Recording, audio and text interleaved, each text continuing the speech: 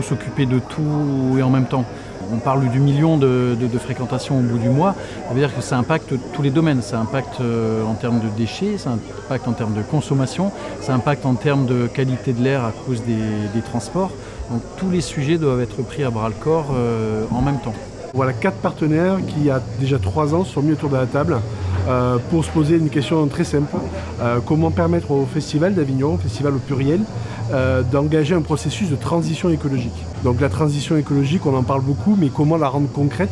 Donc certes, il faut discuter, établir presque un plan de bataille avec des échéances et des objectifs à réaliser.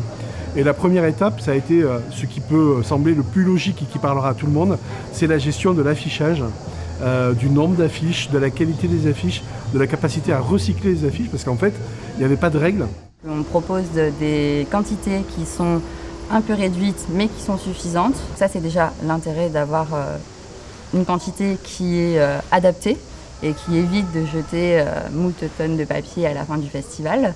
L'autre intérêt, bien sûr, ce sont des supports qui sont naturels et responsables. Et le troisième intérêt, c'est le principe de la mutualisation des coûts.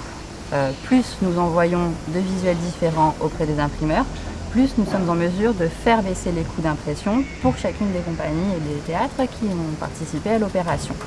L'année dernière, l'opération Ecopack a permis de recycler 22 tonnes de papier. Cette année, on est sur une production à plus de 23 tonnes, donc tout autant de tonnes de papier qui sera recyclé à l'issue du festival. On arrive aujourd'hui à donner la garantie qu'elles seront collectées, triées et valorisées. Ça veut dire que le papier revient au papier. On évite, en recyclant, en faisant ce travail-là, de tronçonner entre 200 et 400 arbres. Ça n'est pas rien. La ville voulait avoir une logique de ville apaisée, parce qu'une ville en transition, c'est aussi une ville apaisée, donc moins de voitures, ou en tout cas des transports différents. Donc le fait, par exemple, à partir de midi, de boucler les portes de la ville, et de ne permettre qu'aux résidents, ce qui est logique, de pouvoir pénétrer en ville. C'est une façon aussi d'accompagner l'apaisement et de faire diminuer la pollution automobile, en particulier celle de proximité. Récemment, la Fédération des commerçants et artisans de la ville a souhaité signer la charte de l'éco-festival. C'est une démarche de leur part, donc ils viennent de le faire. C'est un partenaire qui va être essentiel, puisqu'il va permettre de développer aussi des stratégies autour de l'alimentation, donc des circuits courts, donc c'est qui participe au développement local. On est un collectif d'une dizaine d'entrepreneurs avignonnais qui œuvront pour un développement économique plus responsable. Donc limiter notre impact sur l'environnement, créer de l'emploi, relocaliser l'économie, etc. Ce sont nos chevaux de bataille.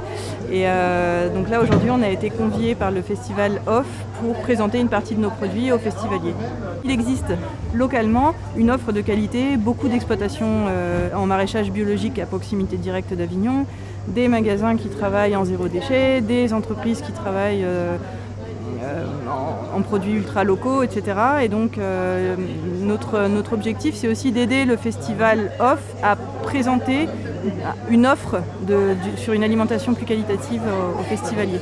On est vraiment dans la ville en transition et dans le festival en transition écologique, mais aussi nous permettre de travailler aussi sur la question du déchet, parce qu'il n'y a pas que le déchet papier, il y a aussi les déchets alimentaires, qui est une question assez complexe. Cyclo-compost, c'est un nouveau service de collecte à vélo-remorque pour les entreprises avignonnaises du centre-ville pour collecter les biodéchets pour en faire un compost local.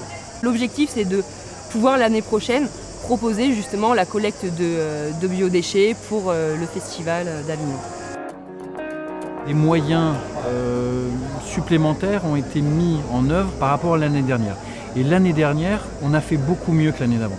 Ça veut dire qu'on sait dire qu'on a progressé sur la collecte, sur la valorisation, le recyclage du papier, des affiches, des cartons, du verre, des emballages, qu'ils soient plastiques ou les canettes, c'est ce qui est le plus consommé pendant le festival. Le festivalier, qu'il soit ou non résident du Grand Avignon, il a envie de participer à ces gestes.